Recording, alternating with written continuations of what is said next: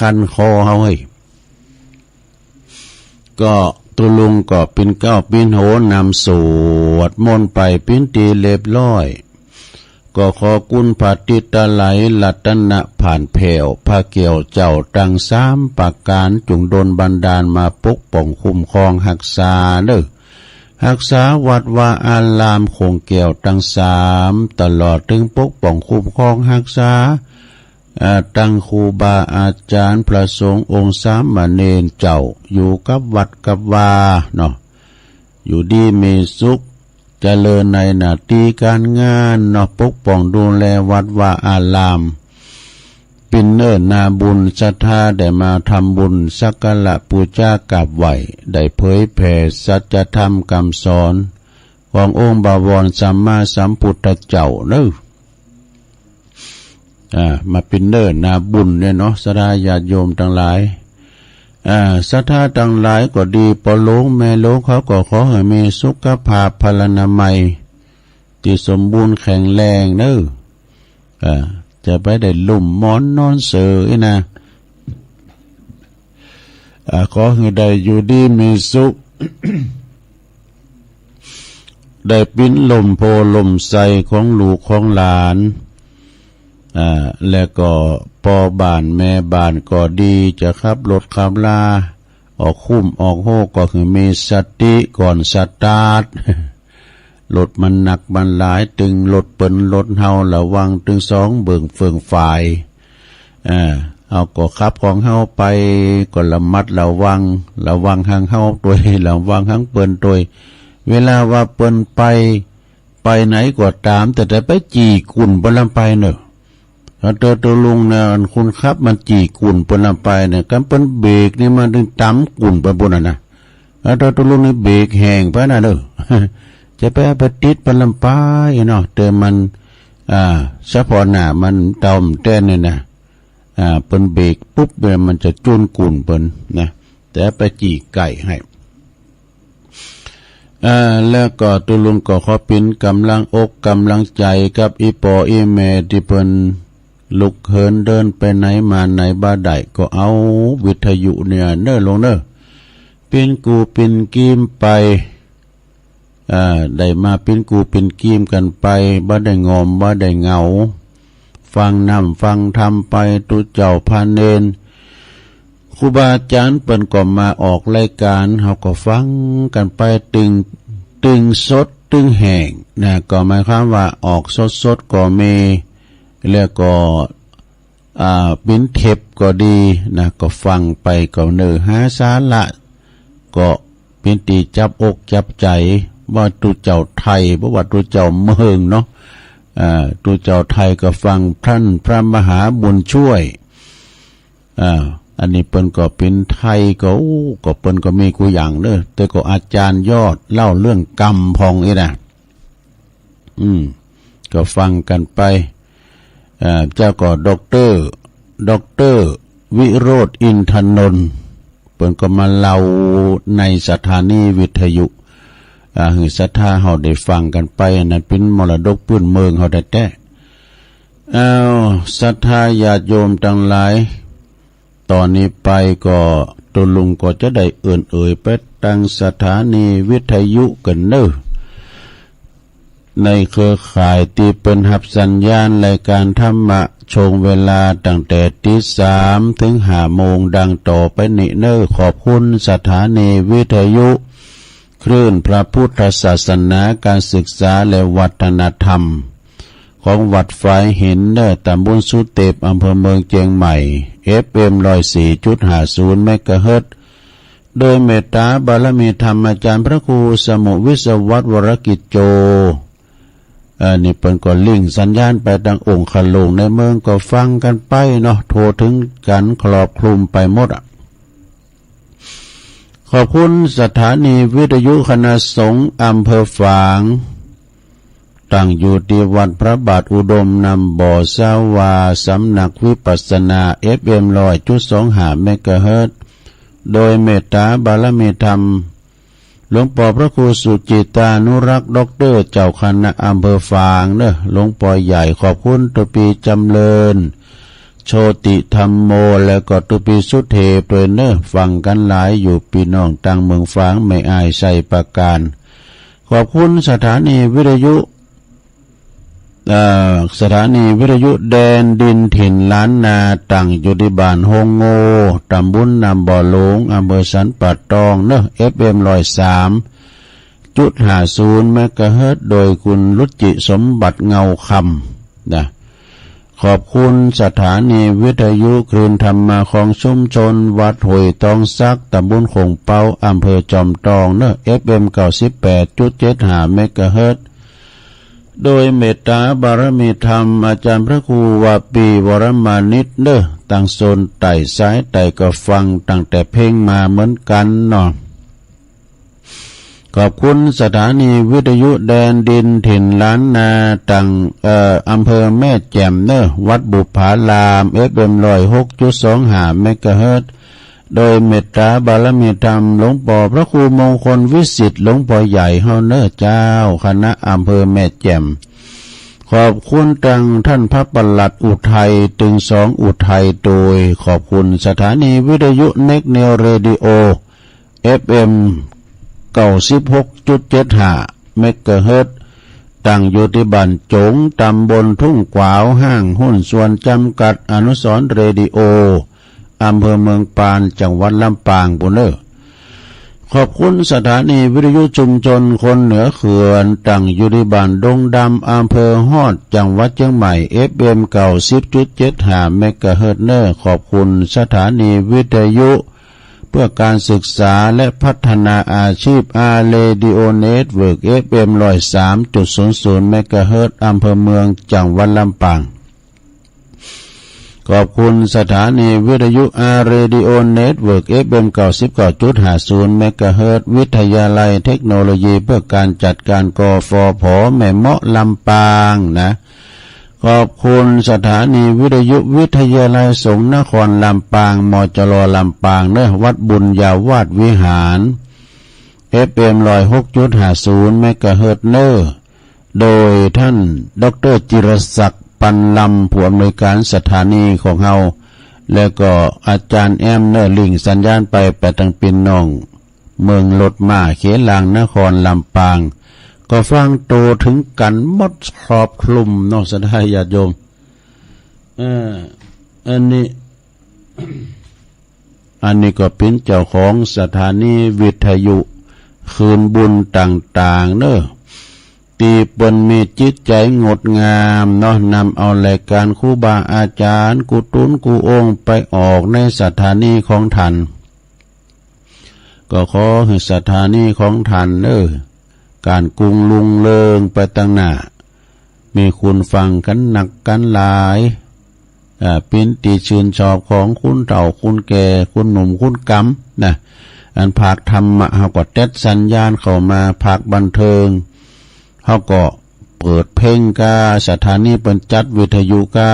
นาหลายอย่างหลากหลายนะก็เอาอกเอาใจกันคุณเฒ่าเปิ้นฟังก็เปิดธรรมเปิ้น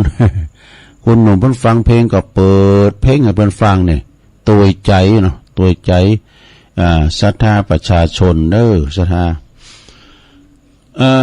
วันนี้มาพบมาปะกันเป็นวันที่3วันนี้ศรัทธาเนาะวันที่3แล้วก็เป็นวันพุธที่3กรกฎาคม2567เข้ามานี่ผ่านไปแล้ว6เดือนติ่มก็กึ่งปีแล้วกะเนาะศรัทธาวันเวลาก็ลงเลยผ่านไปติ๊กๆเนาะช่วงเวลามันลงเลยผ่านไปก็จะผ่านไปอย่างเดียวมันก็พลากเอาอายุของเฮาไปเตือนหน่อยนะนี่ในธรรมว่าเฮาก็ตายเพื่อเตือนหน่อยนะเฒ่าแก่มาแล้วก็บัดเดี๋ยวนี้ก็โหเฮาก็งอกไปแล้วนี่จดหมายกลมมันก็พลากสิ่งดำเป็นสิ่งขาวไปตาก็พลากเช่นเดียวเป็น2เช่นแล้วต้องใส่แว่นน่ะกำใส่แว่นก็บาหันทำแล้วลงหูก็เหมือนกันหูได้ดีหน่อยเพราะอย่าง ยังมันหย่อนย่านมดแต่หูยังควายไหนมันตึง ตึงพร้อมยังเพราะว่าเปิ้นอู่กอยก็บ่ได้ยินนี่กะหูหลึงหูตึงไปเนี่ยสัจธรรมเนาะศรัทธาญาติโยมแล้วก็ตั้งคิ้วตั้งฟันทันตาตะโจก็เขียวก็ลุดหลอนค้อนออกไปเนี่ยเนาะก่อนนั้นกิ้วยังก็ได้หมดเนี่ยประสบพบเจอกับตัวเองเขียบมันก็นี่เขียบคาราบาวลุยไฟกว่าตามแต่บริหารขากันไกเกี่ยวยังก็ได้หมดอะเขียวเฮานี่นะกดตีลำมันไม่ตีเขียวนะกินอย่างลำก็ไม่ตีเขียว แล้วประเดี๋ยวนี้มันลุดหล่อนถอนออกไปก็เป็นธรรมดาการห้อมถอนก็ไม่ได้เหมาะอย่าซะนะคือมันโปรตัวเจ็บเขียวเนี่ยมันจะว่ามาให้บดีเนอะเจ็บเขียวนี่นะโตไผ่มันเจ็บไผ่มันหูก็ไปถอนออกให้แล้วก็ใจดีอ่ะอีนะกันนั้นก็เกี่ยวเข่าเกี่ยวหยังก็ไม่ใครดีอ่ะเนอะ นอกจากว่าเขาใส่เขียวปลอมก็มันเหมือนเขียวแต่เนาะก็อันนี้เป็นวางก่อนเนี่ยลุงทองวาน่ะแคบมันเนี่ยเปิ้นเอาตังเติ้งมานะคือคุณเฒ่ากินนะกันมันก็ตำมานะแคบมันนี่เนาะอันนั้นก็ไปตามนั่นน่ะเนาะฟ้าเสาที่มันเกยมันคงก็คือหัวเข่าแข้งขาเขาเนี่ยนะมันก็ลุกกดตะลุกนี้ลุกอย่างโง่อย่างตุลุงวาเนี่ยเอากุ่นลุกก่อนก็ฟ้าอย่าซะดาเอามาเกิดว่าโอ้ปิ้นนี่หมออีปิ้นหนาถ้ามองหืมหลังได้เด็กกรรมไม่เต่าแค่ก้ายน่ะก็มันก็จะไปตามสัจธรรม ไปก็ตามที่ว่าไปไหนไปใดไปปิ้นนี่นะเตียวมอลุกมอนางมอมันก็ระวังตอนลุกตอนนั่งนั่นนะคุณเฒ่าเขานะเนาะมีติเกาะติกรรมเพราะนั้นลุกพุดเตียวไปพื้นเหมือนเฮาหนุ่มเฮากรรมมันก็เป็นไปบ่ได้แล้วลงเอ้ยมันไปตามสัจธรรมนะเฮาไปพอคุณเฒ่าเพิ่นจะมาเตียวจ้านะก็มันจะหู้มาเตือนหน่อยนะเตียวจ้าพร้อมหยังยกขาบ่ไข่ขึ้นแล้วตัวไอ้น่ะมันก็จะไปอย่างนั้นเนาะเฮาให้หน่อยเฮาก็เฮาว่าโอ้คุณเฒ่าก็บ่เดี๋ยวนี้เฮาเฒ่าเฮาก็เฒ่ามาถึงวันดู เบิ่นว่าทั้ง4 ปี 5 ปี 6 ปีไปตนานี่คุณเฒ่านี่จะติ้มบ้านติ้มเมืองเด้อจะมีกะคุณเฒ่ามันเฒ่ามาถึงวันนี่เนาะเบยังชีบก็นี่ก็จะได้เปิงมาแหมติ๊กๆออก แต่คุณหนุ่มคุณกำไว้ทำงานนี่บ่ใครมีวะสถาเอามาพอลอกการงานมีที่ไหนที่เบางานบั่นงานวัดงานวาก็ตามเด้อกาดนัดกาดสังก็ตามเด้อเป็นพี่น้องใต้ตะมนนะสถาเนี่ยเป็นมาคุดทองบ้านเฮาเรียนรถ2 เจ้น 3 เจ้นที่เปิ้นไปเก็บลำไยเปิ้นเมาก็ไอ้น่ะแล้วก็ตาม3 แยก 4 แยกไปขายพวกมันไล่ขายใหญ่น่ะเอาไปฟังดีๆแล้วมันจะคุณต่างเฮานะสถาคุณต่างบ้านต่างเมืองตึงโมนะสถาเอ้ยเฮาพอการพองานหรอกแล้วก็เปิ้นก็มาทำบุญนะหอบลูกจุงหลานมาก่อนที่จะไปแอวการแอวงานเปิ้นก็หอบลูกจุงหลานมานี่สถาเปิ้นคักเปิ้นหมั่นแต่กะเอามาหันได้ว่าที่หลวงพ่อเปิ้นแปลงกุฏิที่วัดพระธาตุดอยน้อยนะ2 โพเมนี่สถาเป็นสาปูนเหลี่ยมจับเหลี่ยมเสาก้าเนี่ยปุ๊บโตเปิ้นฝีมือเปิ้นจัดงามเลยซะนะแล้วก็เยะโวยด้วยนะคุณบ้านเฮาเนี่ยเอาแต่โทรหานายผมมางานศพอยู่บึกของงานศพบึกของงานปล่อยอันเป็นจิดูอันนี้ก็เปิ้นมาขุดทองขุดเงินบ้านเฮาไปพอล้อมเดียวเนี่ยซำเตอเนี่ยปุตตปนังวีโก้กันเด้อก็อันไปหับจ่าง2 โพเมขี่รถวีโก้ไปว่าก็สู้ขอเอารถวีโก้มาเจ้านายเพิ่นนี่เจ้าคุณจ่างเพิ่นนี่เอาล้อโพงไว้ว่าเอาไว้บ้านมันไล่เจ้านายมันไล่ยื้อกูเป็นหลักอยู่ เอามาตุยก็ว่ากันไปเนาะศรัทธาญาติโยมวันนี้มาพบมาปะกันแล้วตัวลุงก็มาคืนแล้วนี่ก็ปิกมาพอ3 ทุ่มปลายนะไปการไปงานได้กามได้เกมอาจารย์พระครูอภิวัตรเปิ้นไลน์มาขอตัวลุงเข้ารายการนี่กะเนาะธาตุแท้เนี่ยประวัติธาตุแท้ยังไม่ออกอย่าไปเพิ่งว่าภัยดีบางคนนั่นหูจักแต่บ่หูใจเนี่ยรู้หน้าแต่ไม่รู้ใจใจไผดำใจไผขาวใจไผเป็นบุญใจไผเป็นกุศลใจไผเป็นบาปให้ห้อมหูดูรู้หน้าแต่ไม่รู้ใจว่าใจเหมือนใจดำใจทำเตอก็ใจบุญสูญต้านเนี่ยเนาะจิตใจของคุณเฮาคือว่าหูการลางกายแต่จิตใจเฮาบ่หูคุณบ่เดียวในเปิ้นว่าเนี่ยก็โสมหน้ากากเขาฮักกันกายน่ะเนาะ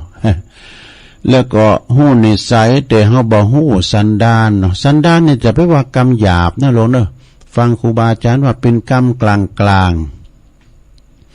สันดานดีก็มีนะสันดานบ่ดีก็มีเหมือนกับกรรมเนี่ยกะกรรมนี่เป็นคำกลางเด้อกรรมดีเพิ่นก็เรียกว่ากุศลกรรมคือกรรมขาว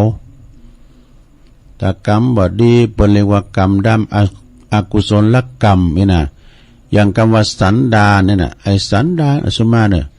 อย่างเปิ้นนั้นลินดิเกก็ดีในหนังไอ้สันดานชั่ว สันดานนี่ดีถึง2 อย่างเนอะดีก็มีบ่ดีก็มีนะแล้วก็ฮู้จักกันมานานก็อาจจะบ่ฮู้นิสัยที่แท้จริงนี่เฮาฮู้จักกันมานานเปิ้นมาเยอะกว่าตามเด้อแต่ไปฟังโอ้มันดีแต่อย่างอันอย่างอี้นะซักเซินเยินยอเหมือนนั้นออกลายแล้วเนี่ยหลวงพ่อท่านพระครูสาธุกิจจันนันท์กับตุลุงเปิ้นว่าเป็นเคยพอ3 ปีไปฟังอวด เป็นเคยเป็นป้ายบ่พอ3 ปีจะไปฟังโอดเตอนะมันแต้นออกลายเตอก็ฮะเนาะประมาณนั้นแหละ เปิ้นว่าการบัวนี่ลึกหรือว่ามันลึกตื่นชลทานก็มารยาทส่อสันดานชาติเชื้อโฉดเฉลาโฉดฉลาดนะชาติเชื้อโฉดฉลาดเพราะคำค้านควรทราบเนี่ยยอมอย่าเหี่ยวแห้งเลือบอกร้ายแสลงดินอันนี้นะจบลงไป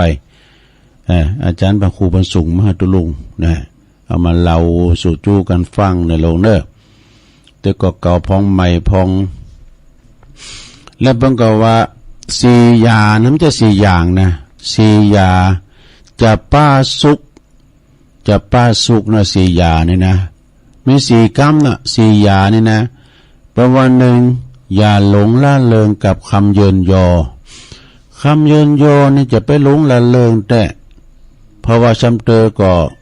เฮาไปลงกรรมเยินยอเปิ้นโตเฮากาเปิ้นจุเปิ้นสุยเฮากานี่หลงละเลงกับคำเยินยอเฮาจะไปหลงกับมันแล้วก็ทำอย่าง2อย่าท่อกับคำต่อว่าเนี่ยอย่าไปท่อกับคำต่อว่าเปิ้นว่าเฮาด่าเฮาก็ดีนูนเข้าไปดิ๊กแปลว่าบุญเข้าไปดิ๊กๆนะก็เดิมมันก็ดีอ่ะ แล้วก็ข้อ3นี่ก็นะข้อ3นี่มันมีโมดอย่าเสียใจกับคำนินทานี่เป็นกรรมเมืองกรรมไทยเนาะถ้ากรรมเมืองเขาก็เราขวัญกันเนี่ยนินทาเนี่ยแปลว่าเราขวัญเนาะมันจะมีหมดนินทากาเลเหมือนเทน้ำไม่ชอกช้ำเหมือนเอาเม็ดมากรีดเห็นแม้แต่พระองค์พระปฏิมายังราคินแล้วเหตุไฉนคนเดินดินอย่างเฮาจะสิ้นคนนินทาก็เป็นธรรมดาเนาะคุณเฮา อยู่กับกันหลงกันหลายกรรมนินทามันถึงมาโดดติตรายหมายจ้าไผจะมาซักเสริญเฮาตลอดบ่เรียกว่าโลกธรรมทั้ง8 โลกธรรมทั้ง8นั้นมันมีหยังพองมันถึงมันของว่าธรรมคู่กับโลกมันมีหมดตั้งแต่สมัยไหนมาแล้วมีลาภเฮาก็เสริมลาภมียศเฮาก็เสริมยศมีสรรเสริญเฮาก็มีนินทามีสุขเฮาก็มีทุกข์มันเป็นของกูกันมันเป็นธรรมกูกับโลกเฮาไผจะมาสอบไผจะมาซักเสริญไผจะมาดีต่อเฮาตลอดเนาะศรัทธาเนาะอันนี้ก็เป็นธรรมดาสรรเสริญเยินยอเนี่ยอย่าไปสรรเสริญอย่าไปเสียใจกับคำนินทาไผเด่มโดนนินทาเนี่ยมันดึงมีศรัทธาโดนเหมือนกันหมดบ่ว่าจะเป็นปอนหลงผู้จอยบ่ว่าจะเป็นตุหลง ปอนหลงกรรมนั้น มันจึงมีหมดนะอย่างตัวหลงในประวัติตุกหลงมรสุมยังเข้ามาหันหมดศรัทธาคุณเฮาเนี่ยคุณเดียวตุนเดียวมันจะเหมือนใจคุณตึงบานมันเป็นใบบ่ได้หรอกเนาะมันก็แปดปางไปพองแล้วข้อที่4สุดท้ายลงเนออย่าเสียเวลากับคำเน็บแนมเนี่ยคำเน็บแนมนี่ก็เจ็บเหมือนกันนะคำเน็บแนมเน็บแนมเปิดใส่เฮาเปิดใส่เฮาเนี่ยเปิดมาครับว่าหยังเปิดตระหนักไว้เสมอว่าจงระวังหูของเราดีกว่าไปเฝ้าปาก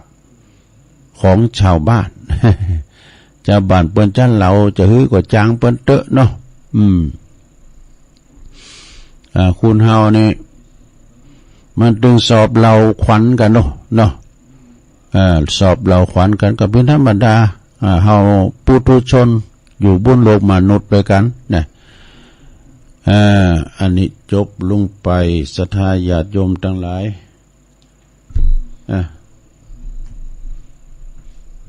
ต่อไปก็จะเอาของอาจารย์พระครูสุมเมธธรรมเสวีเอามาเล่าสู่กันประวัติทิศที่11นะปิ้นถิดไปเราตุลุงก่อนละเลยไม่ได้ว่าสักคำอีนะตอนนี้ก็จะเอามาว่าไปพองเนาะเป็นการขาเวลาไปเป็นการขาเวลาไปก็เป็นคติธรรมนะเป็นคติธรรมเนอศรัทธาญาติโยม เป็นว่าสุขเวทนาและก็ทุกขเวทนายอมเป็นไปตัวกันเนอไปไหนก็จะไปตัวกันเหมือนกับหน้าโหกับหน้าก่อยของเหลนเหลนถ้ามีโหไม่ก่อยนะเหลนบาทเหลนอย่างนี้นะสุขน้อยก็ทุกน้อยสุขใหญ่ก็ทุกใหญ่ ผู้ที่บ่เข้าใจเรื่องนี้ก็จึงตื่นเพราะว่าตื่นเต้นเศร้าส้อยกับสุขกับทุกข์ไปผู้ที่มีปัญญานี่ญาติโยมทั้งหลายยอมทนุถนอมยอมถอนกันเนาะยอมถอนอุปทานในเวทนาบ่ยึดมั่นถือมั่นในสุขและก็ทุกข์เนอะ สิ่งทั้งปวงทั้งรูปธรรมและนามธรรมมีสำคัญเพราะว่ามีสามัญญลักษณะคือมีเกิดขึ้นตั้งอยู่แล้วก็ดับไปบ่มีอันหยังที่จะจี้หลังเด้ออย่ายึดมากนะบนเท้ายึดมากก็จะเดือดร้อนทุรนทุรายมากนี่นะเพราะว่าสิ่งทั้งปวงยอมไปเป็นไปตามเหตุตามปัจจัยของมันเองบ่ได้ว่าเป็นไปตามความต้องการของเฮาท่านผู้มีปัญญาเนี่ยเปิ้นยอมถอนอุปทานในสังขารสิ่งทั้งหลายปรากฏแก่ปัญญาคือความเกิดความดับในสิ่งในมี บ่มีสิ่งใดที่จะเต็งแต่แน่นอนยิ่งยึดหนักเท่าใดก็ยิ่งเดือดร้อนทุกข์ใหญ่เท่านั้นอันนี้บทที่40เนอะศรัทธาปจะมีเป็นบทไว้นะต่อไปเป็นบทที่41ได้เป็นจะได้เพิ่นบอกว่าความเจริญติดตั้งอยู่บุญฐานของคุณธรรมจึงยังยืนเนอะตั้งอยู่ในคุณธรรมนะความเจริญเนี่ยนะจึงจะยังยืนโดยแต่ถ้าไล่คุณธรรมนะสมบัติใดๆก็รักษาไว้บ่ได้เนอะมีคุณธรรมไหมนะถ้าบ่มีความดีรับรองลาภยศสรรเสริญสุขก็บ่จิรังเนอะ บ่จิรังยังยืนก็จะถูกทำลายในเวลาอันไกล เป็นว่าบุคคลไร้คุณธรรมย่อมมีปกติทำลายตัวเองอยู่แล้วนี่บ่ต้องรอให้คนอื่นมาทำลายหรอกความชั่วยอมทำลายภาชนะรับรองนั่นเองสนิมมันเกิดแต่เล็กยอมกัดกินเล็กจนสลายสิ้นขี้เมฆมันอยู่กับเล็กแสดงมันกูกันนะเนาะอันเตอร์ฟูนผ้าไว้จัดผายจัดคุมคาอันขาวเอาสุกวัติฟักล้อมพวกเจ้ามาพอนะพี่ขี้เมฆ แล้วก็มันจะว่าอันนี้นะมันก็ยังคุมอยู่นะ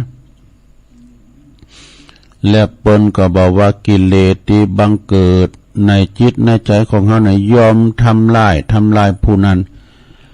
ฆ่ากิเลสนะบ่ฆ่ากิเลส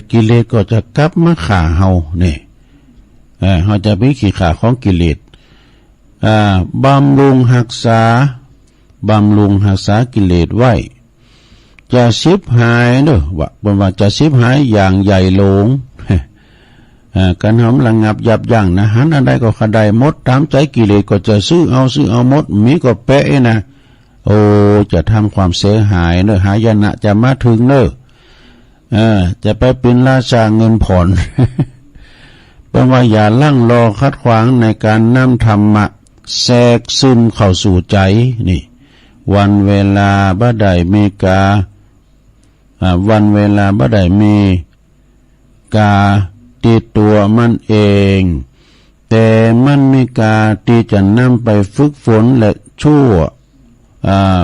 ละชั่วประพฤติดีมีอันยังก็บ่เจริญเท่ากับมีความดีเนอะศรัทธา มีอันยังก็ว่าเท่ากับมีความดีในตัวเฮาบ่มีอันยังที่จะพังเท่ากับมีความชั่ว มีความชั่วนี่พังทลายศรัทธาญาโยมจะพังทลายไปต่อไปก็เป็นบทที่42แล้วนี่อันนี้ก็ไปทั้งแบบนี้บ่มีเป็นบทนะมันจะเสริมกันนะบทไผ่บทมันเหมือนกันเด้อ เอามาเล่าสู่จู้กันฟังบ่ได้กะได้เกมนะลงแต่เบิดก่อนวันนี้นี่วางได้ไปไหนซักผ้าซักโค ผู้เป็นรายการตกลงโดยแต่ก็ได้เสาะหาเนาะสรรหามามาจ๋าดอกไม้ติงงดงามเลยลงเนอดอกไม้ติงมันงดงามเมื่อสร้างความสวยสดแก่โลกยอมได้รับความชื่นชมนะดอกไม้นี่มันหลากหลายดูเนาะตัวเจ้านี่เพิ่นก็เปรียบเหมือนดอกไม้นะเหมือนกับดอกไม้เปิ้นเอามารวมกันเอามาใส่แจกันปูชาพระงามนะและเปิ้นเปรียบว่าตัวเจ้านี่เปิ้นก็บอกว่าไผมาก่อนไผมาโบสถ์ก่อนหรือว่าจะเป็นคุณหนุ่มก็ตามเถอะนะถือว่าเป็นพี่ใหญ่ดู ซ้ำเตือนนี่มันจะแน่นอนลูกเจ้าบ้านก็มีลูกข้าราชการทหารตำรวจก็มีลูกพ่อการในขายก็มีเปิ้นมาโบสถ์อยู่กับกันน่ะเปิ้นนับถือกันดูไผมาก่อนก็เป็นปีใหญ่แย่เนาะการไผอาวุโสแล้วเปิ้นวันตาโลงแล้วก็เปิ้นจะวินมาวันตาน้อยนะครับแต่ประธานสงฆ์ถึงแม้ว่าจะหนุ่มเลยเฮาแต่เปิ้นโบสถ์ก่อนเฮาเปิ้นนับวาษาเปิ้นเด้อมันจะเปิ้นนับอายุนะ ค่าแก่หรือป้อสูกันนะบ่ะ อันนี้ที่สูงแล้วมั้ง ฉะนั้นนะความงดงามของดอกไม้มีความสวยยอมได้รับความชื่นชมคุณเอาเมื่อเกิดมานะขอให้สร้างประโยชน์ประดับโลกโดยส่วนร่วมไหวพองวะนะอย่าเกิดมาเปล่าๆนะศูนย์โยคุณเอานั้นบ่ได้มีการตีตัวเองบ่ได้แต่มีการตรงที่มีประโยชน์ต่อโลกนี่ครับพอแล้วประโยชน์ต่อโลกมีอย่างพองเหมือนกับครูบาเจ้าศรีวิจัยเนาะยกตัวอย่างเปิ้นจะได้ยืนเปิ้นจะได้เรียกว่ายกยอกุลของครูบาเจ้าศรีวิจัยของเฮาเนี่ยเป็นบุคคลสำคัญของโลกกันนะเนาะทำคุณประโยชน์แก่วัดวาอารามมีคุณูปการแก่พระศาสนาของเฮาโดยแต่ยามเมื่อเปิ้นสร้างบารมีใหม่ๆโต้ยเปิ้นหาเลิงหาขอความหาความใส่ปันตกยกใส่ติดขอกติดขังก็มีหมดนะเฮาอ่านชีวประวัติเทระประวัติของครูบาเจ้าศรีวิจัยสดาเนี่ยประวัติดีแล้วอย่าเด่นจะเป็นภัยนะแค่ว่าคาตรงประโยชน์เปิ้นว่ามีแต่มีประโยชน์ต่อโลกเป็นมากมายเด้อความหันแก่ตัวนั้นบ่ได้เป็นประโยชน์แก่ไผเกิดมาเปล่าตายไปเปล่าสูญโยก็แปลว่าไร้กาเนอะมีความสามารถเล็กๆน้อยๆก็จงทำประโยชน์เล็กๆน้อยๆต่อโลกไป มีความสามารถยิ่งใหญ่ก็จงทำประโยชน์ยิ่งใหญ่แก่โลกไปคุณค่าของเฮานี่จึงจะบังเกิดขึ้นมีขึ้นเนอะ ก็เปรียบเปลี่ยนไปก็เหมือนเปิ้นหอมเนาะหอมทำบุญกันที่วัดเนี่ยก็กันเปิ้นมีนักเปิ้นก็หอมนักเฮามีหน่อยก็ตามบาทตามแห้งอ่ะกะไผก็ตื่มจะว่าอย่างเนาะความสุขในการสร้างประโยชน์แก่ผู้อื่นจะยั่งยืนนะและความสุขจากการกอบโกยหาเข้าตัวเองเนี่ยบ่ยั่งยืนเนี่ยเป็นว่ามีความตักตวงหันแก่โตมาแบ่งปันให้คนที่เปิ้นบ่มีคนที่เปิ้นรักอยากไล่เข็นใจบ่มีการส่วนแบ่งปันนะบ่แบ่งปันความสุขให้เปิ้นคนอื่นนะเรียกว่ากอบโกยเนาะ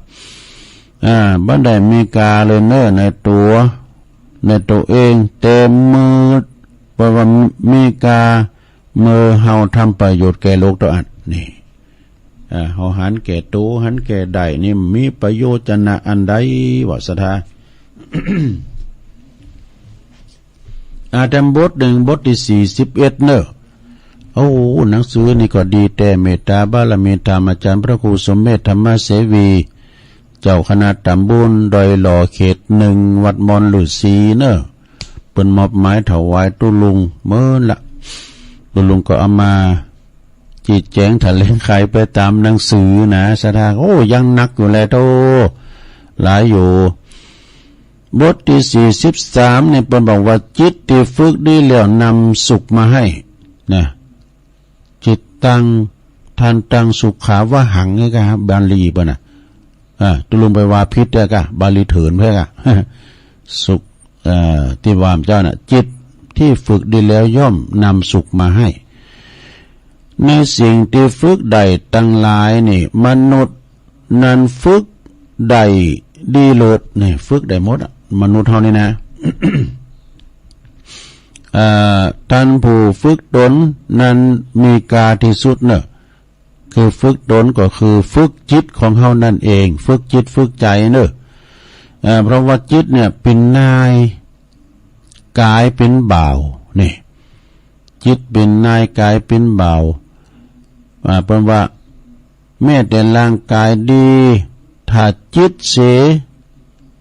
ทุกอย่างก็จะพังทลายเนี่ยถึงมีทุกอย่างถ้าจิตเสียก็เสียหมดเลยวะนะแม้ว่าร่างกายของเขาจะแข็งแรงก็ตามแต่เสียกูอย่างนี้นะ เกิดมาแล้วก็อย่าปล่อยตัวเองไปอันส่งเดชจะไปปล่อยตัวปล่อยใจไปส่งเดชนะการฝึกจิตโดยศีลสมาธิปัญญาผู้ฝึกจิตย่อมมีค่ามากขึ้นทุกวันอย่าปล่อยเวลาไปเปล่าเนี่ยเพิ่นว่าอย่าปล่อยเวลาเปล่าท่านอาจารย์วรรณชัยเพิ่นบอกว่าคือพอลุ่มหายใจ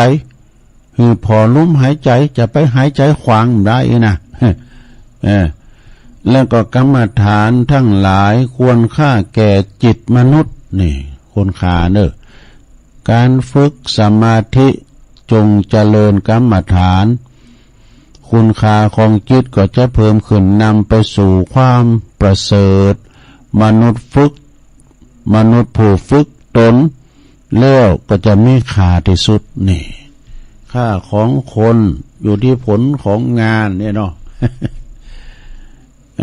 ก็เข้าทาเนซะถ้าอ่านข่าวไปลงเข้าใจเข้าใจก่อนเนาะ ก็เดี๋ยวก่อยเรานี่ทานเนาะก็เดี๋ยวกินโชงที่สองนี่ตัวลุงก็น้อมนำเอานี่ทานมาสักเลิงสองเลิงเอามาเล่านี่ทานเก่าเอามาเล่าใหม่ก็มีเนาะก็เป็นคติเตือนใจบทที่44เน้อประว่ารอหิวข้าวก่อนก็ค่อยทำนาถ้าได้กินบ่ได้นะก็เฮาใครอยากกินข้าวนะสถาญาโยมเย็นนาหรือเอาง่ายๆเนาะ โอ้กันเฮาใครอยากกินข้าวหิวจนตาลายนะเอาเข้าไปแจบ่ดูกว่าข้าวมันจะไกลน่ะไปแจข้าวมาข้าวมันเมื่อใดมันจะได้หนึ่งข้าวนะมันจะเหมือนข้าวหุงให้เมื่อใดข้าวหุงนี่เพิ่นใส่หม้อข้าวติ๊บ หม้อข้าวติ๊บก็คือหม้อหุงข้าวไฟฟ้าเนี่ยบางเกิน10 นาทีก็เดี๋ยวก็ได้กินแล้วนะแล้วข้าวหนึ่งนี่ก็มันจะต้องเอาไปมาต้องไปแจมาเข้าไว้หลายตาเนี่ยก็เนาะแล้วเป็นว่ารอหือกะหายน้ำรอก็ก้อยขุดน้ำบ่อมันจะเต้นจำสมัยเมื่อก่อนนี่ไพ่ประสบการณ์ก็ตุลุงนี่ประสบการณ์มาหมดไปตกกลางไห่กลางแพะกลางป่างาใหม่นะไปฟันรูเอารูกอดตามมันมีน้ำห้อยดูก่อนนี่ห้อยแรงห้อยทรายน้ำมันไหลลิดหน่อยนะมันยังแห้งหืดเนาะเอามือไปกวัดอันทรายนะเดินน้ำมันจืมทรายมาละหาควางเดินน้ำมันใสแล้วบอกเขาก็เอาใบเป่ามาคดเป็นองค์ขลุงแล้วมาตักน้ำกินนะโธ่สะดาหายหิวน้ำไปนะระยะเป็นว่า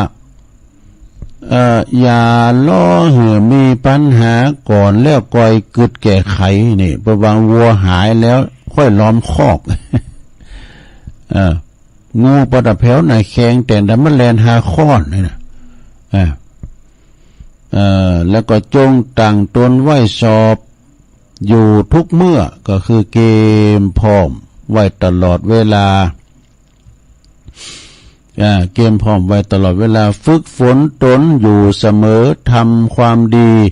บัดถอดทุนละนี่ก็หมายความว่าอย่างเข้าไปการไปงานไปทำบุญที่หันที่นี่ไปงานนั้นเปิ้นมาแวทำบุญก็ถือว่าเปิ้นบัดถอดทุนละเนาะเรียนธรรมะอย่าเชื่อนแชนี่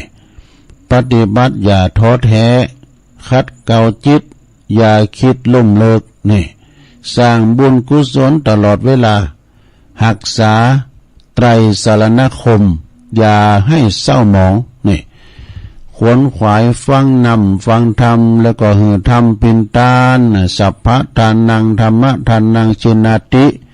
การหือธรรมปินตานชนะการให้ทั้งปวงนี่แล้วก็ปูชาคนดีเคารพบัณฑิตเนอะลงปูชาคนดีแล้วก็คนเคารพบัณฑิตก็คือนักปราชญ์ผู้หู้เนาะเป็นเมธีหู้จักคบกัลยาณมิตรหลีกเว้นคนพาลนี่กัลยาณมิตรนี่เป็นมิตรที่ดีเนาะสดามิตรแก้วสหายค่ำนะประวัตินะแต่ถ้าว่าคบคนพาล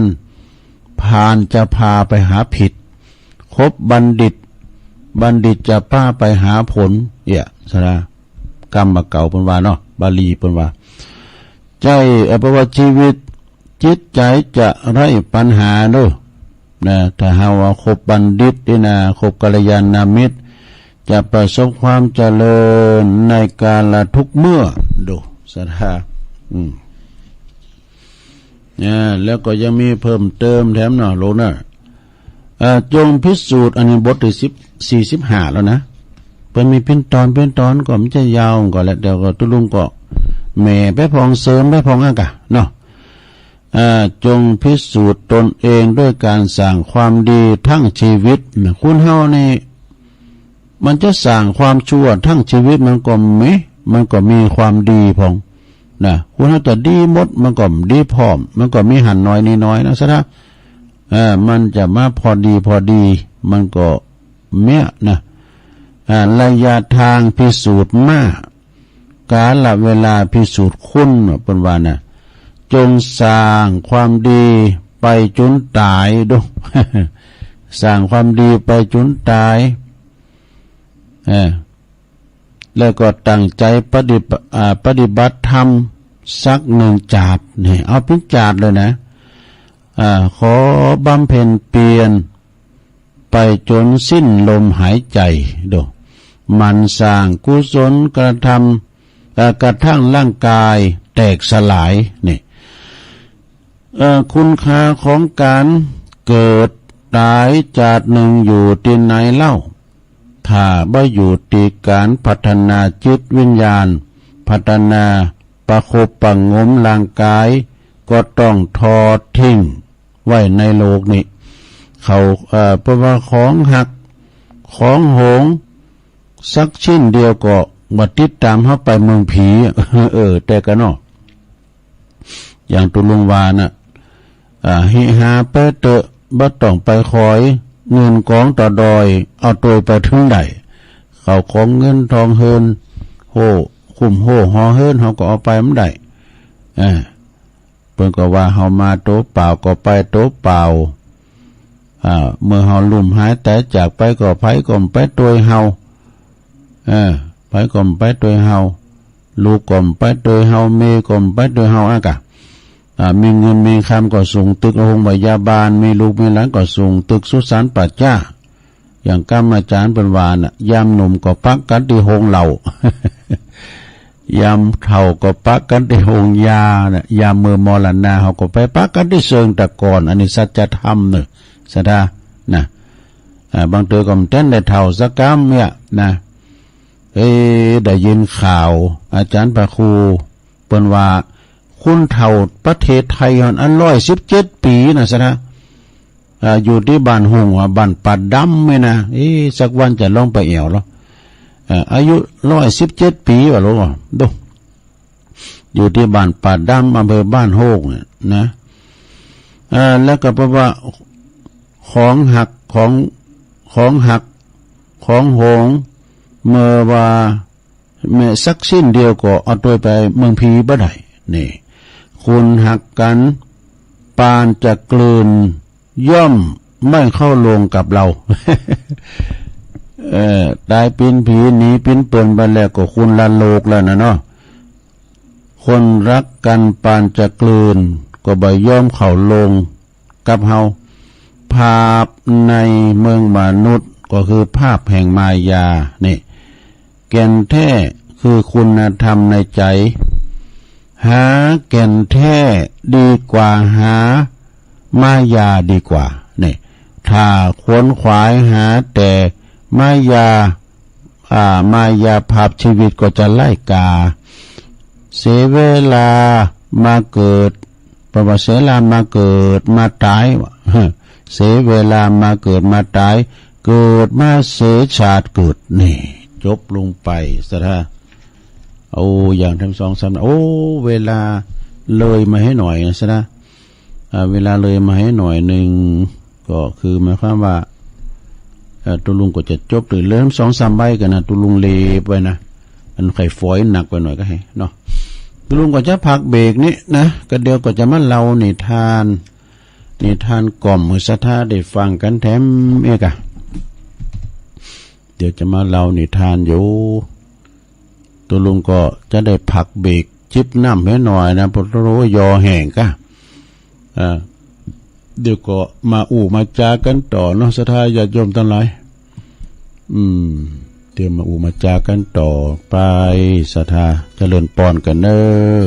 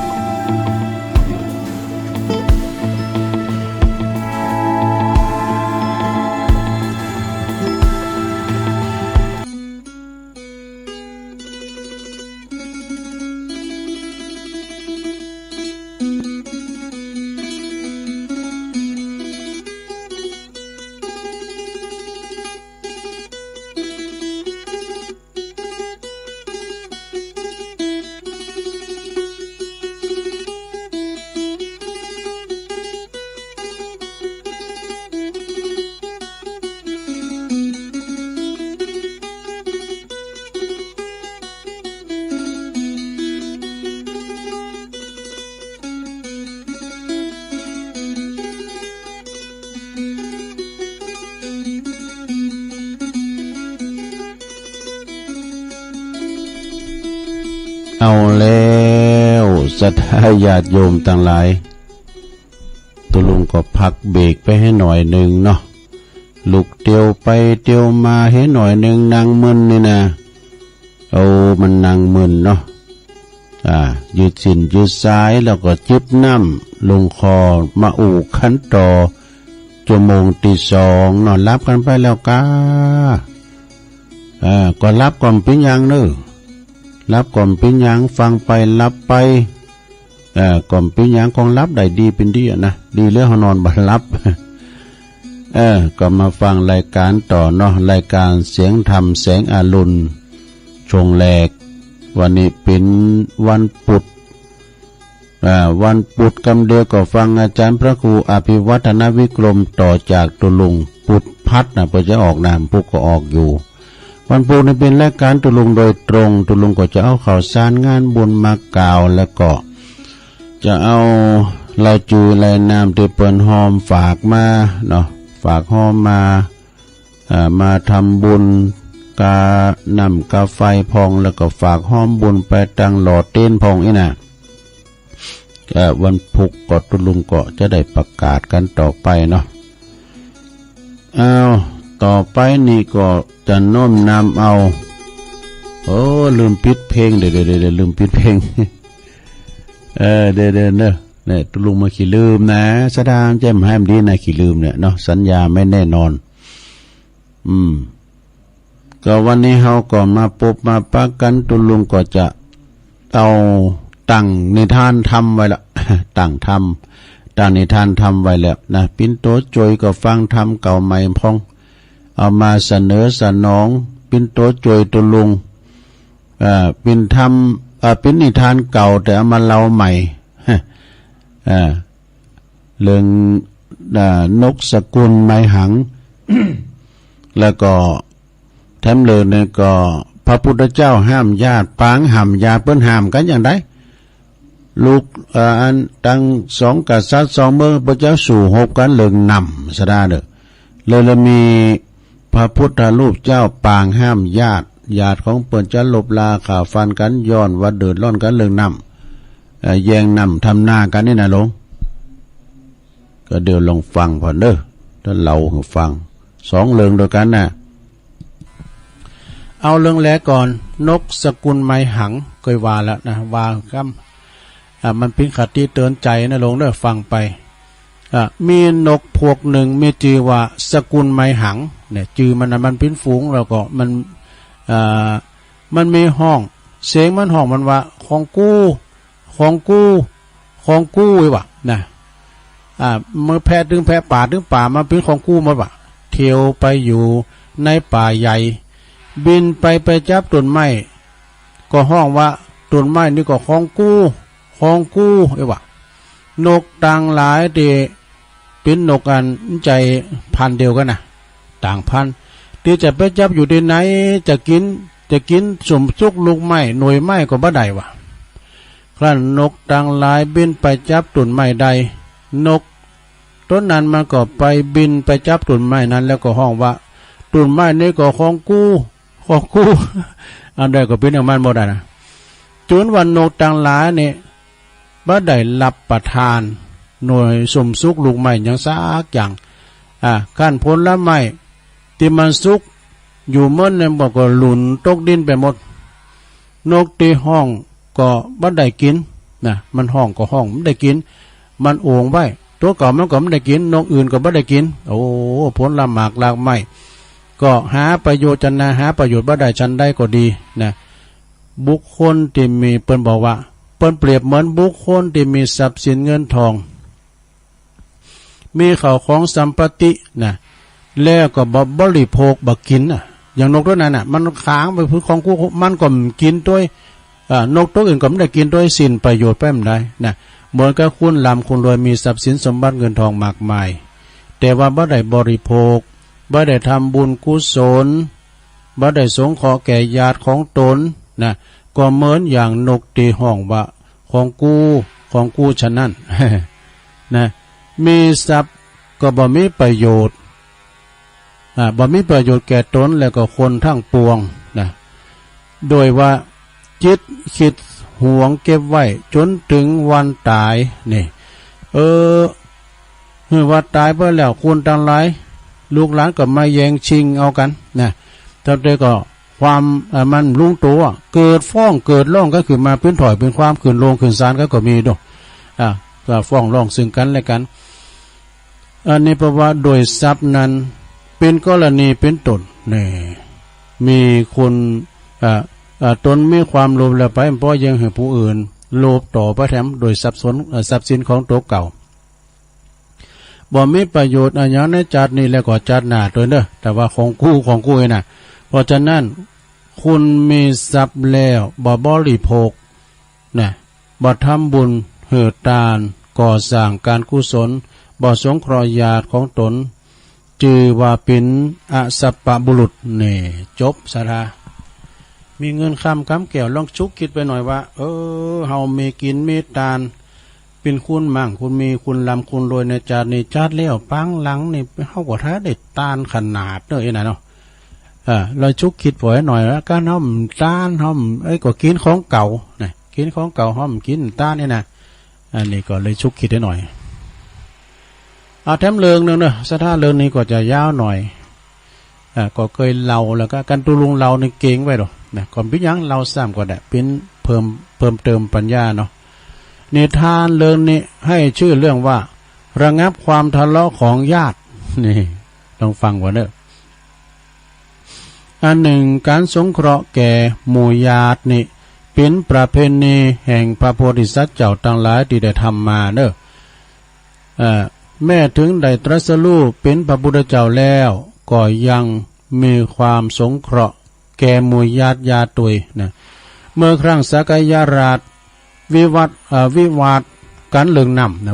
บนพิษกันเรื่องนำนะลงเด้อนำเข้าหน้านี่กะพระองค์เสด็จไปห้ามปรามบ่เหือลบกันมีใจความว่าครั้งนั้นสักยราชทั้งสองฝ่ายได้เยอะให้เยอะนาทำนาน่ะได้ดำนาทำนาไก่กันวะนะทาสต่อทาสก็คือลูกน้องป่องปลายนอกที่เยอะให้ใส่หน้าน่ะทาสต่อทาสก็ทะเลาะกันวิวาทกันโดยน้ำมันนะพิษกันเขาก็เกิดความด่าท่อกันนะด่าท่อแล้วไปพอด่าหมู่เดียวกันนั่นไปพอด่าถึงเจ้านายแห่งกันและกันอ่อนแล้วขั้นหูถึงไปถึงสักยราชทั้งสองฝ่ายเอาแล้วเป็นเนี่ยเป็นว่าจุคุณใหญ่ตีกันน่ะสักยราชทั้งสองฝ่ายทั้งหลายก็เลยมันมีมานะถือโตหรอกนะมานะแปลว่าถือโตถือตนเป็นใหญ่กันเนาะโดยตระกูลและก็ชาติเพิ่นถือมานะถือโตเนี่ยโดยตระกูลและชาติก็วิวาทใหญ่โตกะปินโกลาหนแล้วกำนิลามปามไปแล้วนะเนี่ยศรัทธาญาติโยมหลายกันเข้าใจกันนะทะเลาะวิวาทกันนะลามปามเขาเกิดสงครามเนี่ยศรัทธาเนาะจะเกิดสงครามหบกันอย่างนอกประเทศเฮาอย่างนะศรัทธาสักราชทั้งสองฝ่ายจึงยกพลออกปรารถนาเพื่อจะลบซึ่งกันและกันแล้วตอนนี้นะตึงกำลังกันแล้วนะประจันหน้ากันแล้วนะอัตถโขภควาครั้งนั้นองค์สมเด็จพระสัมมาสัมพุทธเจ้าคือพระผู้มีพระภาคเจ้าเปิ้นทรงสาบเลิงซึ่งเหตุวายาทั้งสองจะลบกันจะผาบกันนะเข้าลบผาบกันนะจึงทรงพระกรุณาเนี่ยสงเคราะห์แก่หมู่ญาติที่เสด็จโดยอานุภาพนะมาห้ามปามไว้เสด็จไปมาความว่าถึงสองฝ่ายเนี่ยถ้าประจันหน้ากันแล้วองค์พระสัมมาสัมพุทธเจ้าก็เลยนั่งอยู่ท่ามกลางตะถึงสองฝ่ายเนี่ยญาติทั้งหลายก็ยกมาเพื่อว่าจะยกสงเคราะห์เนาะเพิ่นว่ายกสงเคราะห์แก่หมู่ญาติ จะประจันหน้ากันละญาติก็เปิ้นก็มาห้ามโดยอันมาด้วยอานุภาพแล้วก็มาอยู่ท่ามกลางแล้วก็ตรัสว่ามหาราชโนดูก่อนมหาบพิตรทั้งหลายผู้เป็นกษัตริย์นี่นะอันประเสริฐท่านทั้งหลายมาประชุมกันเปิมอย่างจะทำอย่างกันนี่นะ สักยราชทั้งหลายจึงทูลว่าข้าพระเจ้าทั้งหลายเนี่ยมาเปิดเจ้าหบกันนะเจ้าหบจะปราบจะจลาจลจะผาบกันแล้วพระพุทธองค์จึงตรัสถามว่าท่านทั้งหลายจะหลบกันโดยเหตุใดหรือนี่นะสักยราชทั้งสองก็เลยทูลว่าข้าพระองค์ทั้งหลายเนี่ยนะจะหบกันโดยเรื่องแห่งน้ำเนี่ยเรื่องน้ำเนี่ยเป็นพิษกันเรื่องน้ำหมดนั้นก็ขางน้ำใส่หน้าเปิ้นขางน้ำใส่เองอะพระพุทธเจ้าจึงทรงตรัสถามว่าน้ำก็ดีสักยราชพี่น้องกันก็ดีนะทั้งสองนี้อันไหนจะประเสริฐกว่ากันสายปีสายน้องหรือวันน้ำนี่นะสักยราชตั้งหลายก็จึงทูลว่าโอ้น้ำนี่หาประโยชน์ได้เต่าสายปีสายน้องสักยราชประเสริฐกว่าเนอะนะพระพุทธองค์จึงตรัสว่าแล้วก็ตันทั้งหลายจะมาลบราคาฟันกันโดยเหตุน้ำเนี่ยหาประโยชน์บ่ได้เนอะหาราคาบ่ได้นี่ประวันน้ำนี่ราคามันจะเดากับน้ำคิดน้ำใจของปีของน้องสายปีสายน้องจะมาลบราคาฟันกันโดยน้ำก็จะได้กะก็บ่สมควรที่จะปิ้นสักยราชอันประเสริฐเนอะ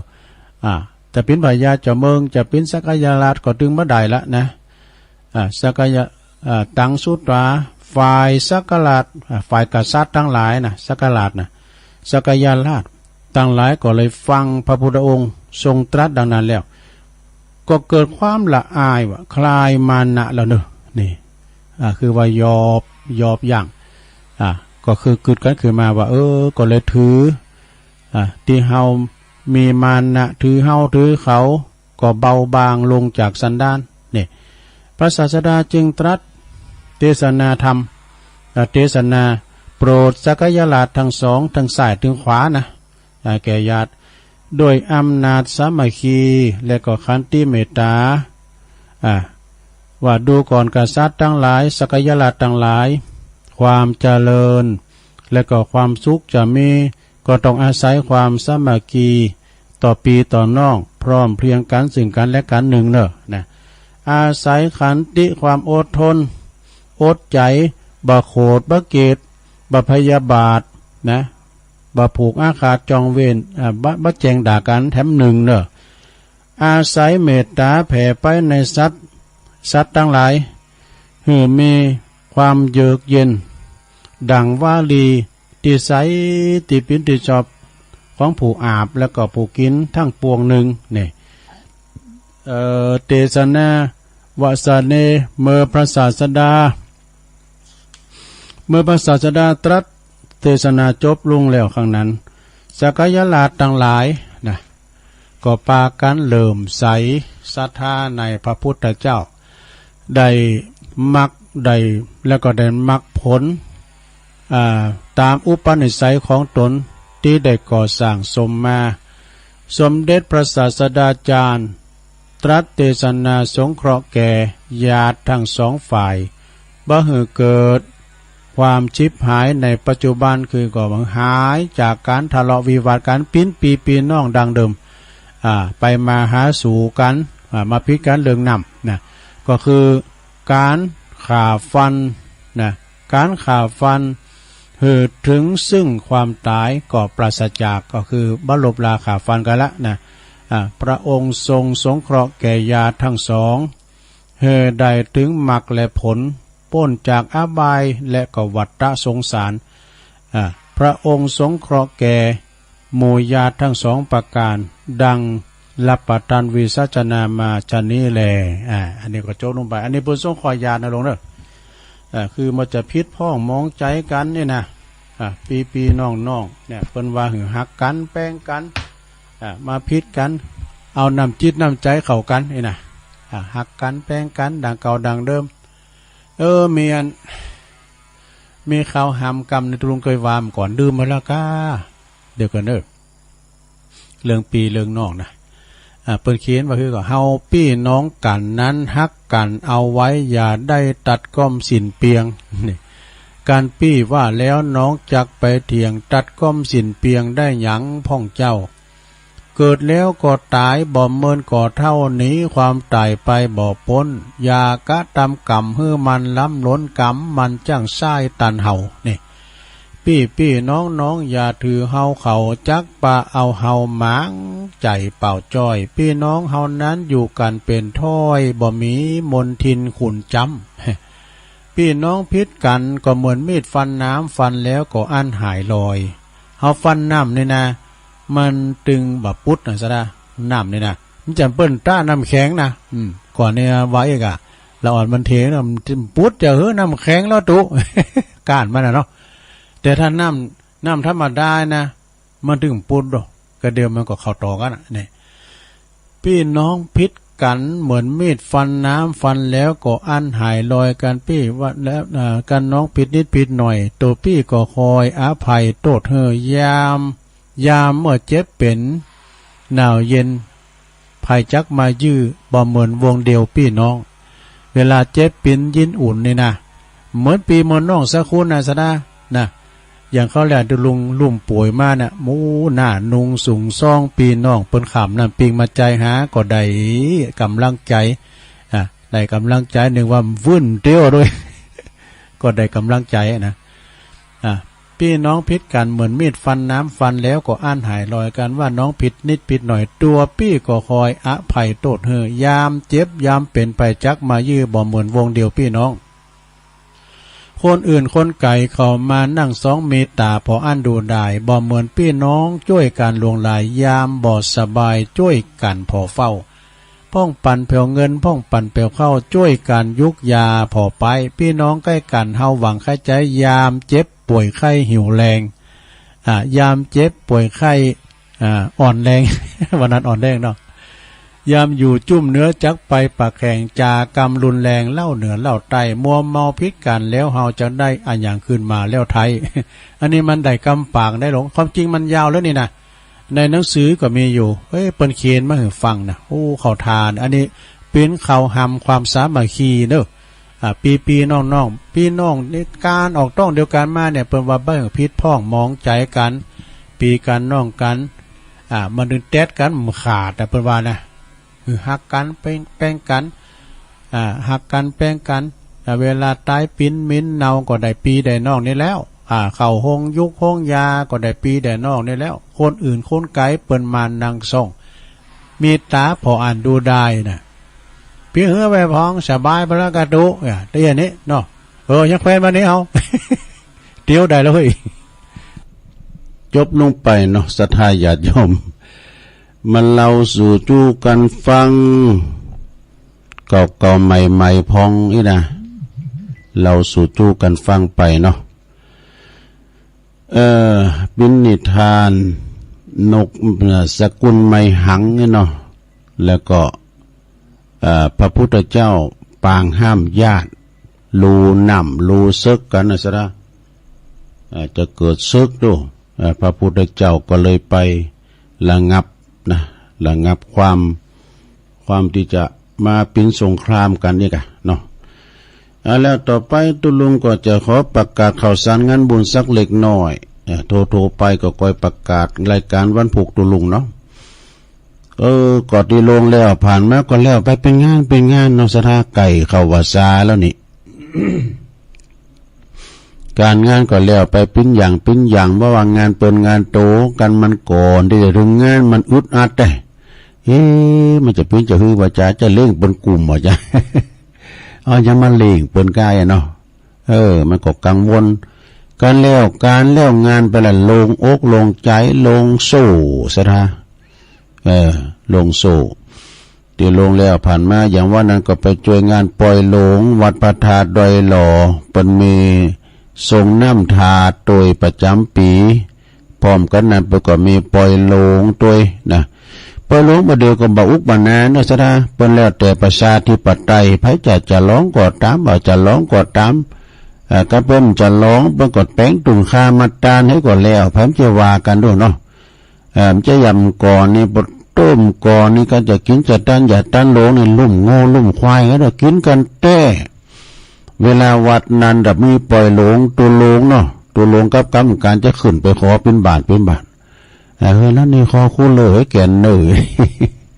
แปลงคู่เลยมาแปลงโคตานเนี่ยเนาะเฮ้ยแล้วนี่ก็คอโตเฮ็ดคอโตคอต่างบ้านนางเนี่ยก็ว่ากันไปแต่ก่อนนะตำก่อนนี่ปโตขนมปังเอามาเป็นปิดเนอะที่เป็นเอามาเลงดูปูปาดกันนะปล่อยหลงบัดเดียวนี้มันจะมีอย่างหนักอย่างหนาตุ่มหมอกก๋วยเตี๋ยวไว้ฮะเนาะ ง่ายๆเนาะต้นโคตานนี่ก็มันจะบะอุกวันน้ำเก่าเนาะแล้วแต่เป็นก็ไม่ได้บักไม่ได้แบนกติวัดพระธาตุโดยหล่อโดยท่านพระอธิการจิตอนาลโยพร้อมด้วยคณะศรัทธาเปิดถึง2 หมู่บ้านเปิ้นตั้งเก้าอี้ลุยกันเนาะ เปิ้นหับเป็นเก้าอี้พองเต้นธรรมาเตธรรมพอง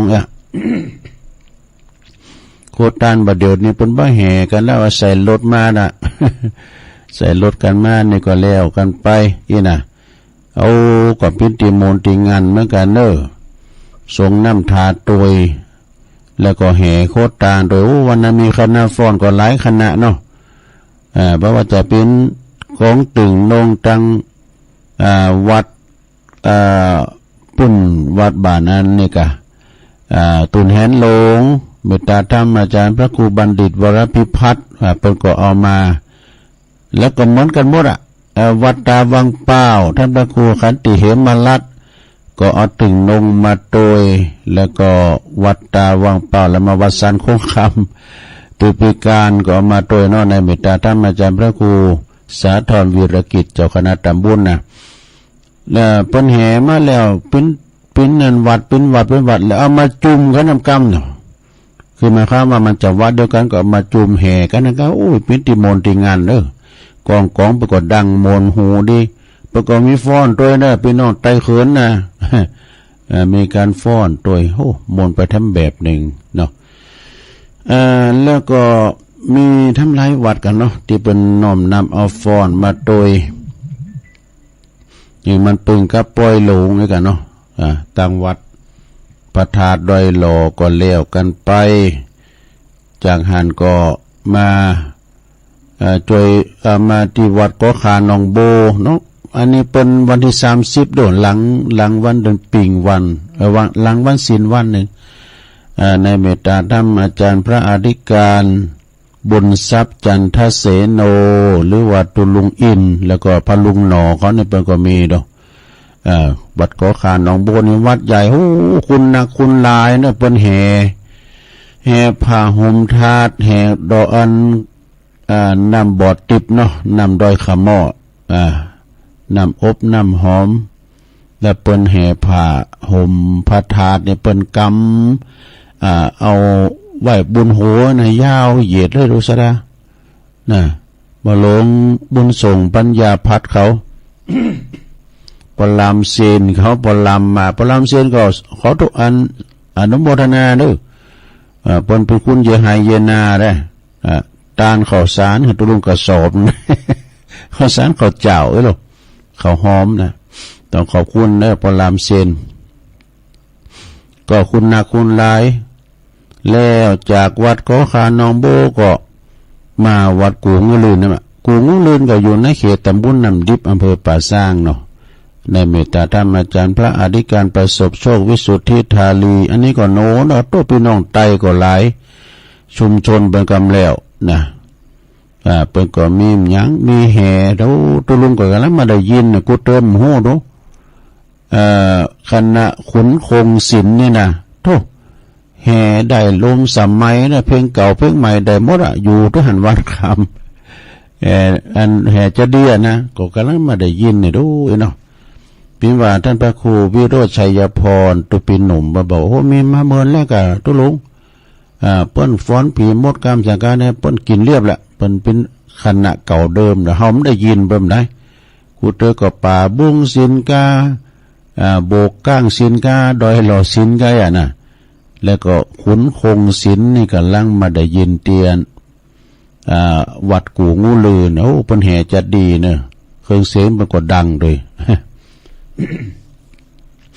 จากงานกับวันที่2วันนี้ก็มาในกับมงคลวรารามหลองคือกวาวขึ้นปีกมาถึงวัด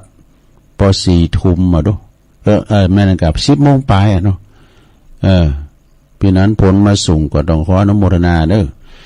งานประกย้ำเลิกตัว4 ทุ่มเนี่ยนะคุณก่อนนักก่อนหลายอยู่ทรงน้ำพระธาตุกูบาอุ่นเมืองคุณเนสโกทรงเจ้าเปิ้นก็มีการยกจอฟ้าเอกวิหารด้วยจอฟ้ายกขึ้นบนวิหารโอ้ยามเจ้าก็คุณหลายก่อนเนาะสถานเนาะว่าวัดใดกันเล่งเพลนแล้วก็คุณก็จะบ้างไปกำนะแรงมาก่อนหนักมาทางกำเลยกับเป็นแข่งกองโลงด้วยดูมงคลวลารามน่ะมีซอโดยทวัดเมืองเถิน เมื่อคืนแล้วเนี่ยอยู่ล่องเคยกวาวตุลุมาถึงวัดได้ยินเสียงเคืองโทษชูไม่เกิดในเคืองเสียงเป็นดังอยู่บนดอยได้เปรียบหน่อยเป็นมีการไม่งานก็ได้ยินหมด มงคลวลารามล่องเคยกวาวเนาะพระอธิการนครปัญญาวุฒโธก็จบลงไปวันนี้ก็ล่างผามาเด้อต่อจากนั้นก็จะมาต่อพิลังกะสถาวัดตุนพึ่ง ตุนพึ่งน้องหล่องนะแต่ขึ้นแล้วเนี่ยไปก็สวดมนต์ตันกันโด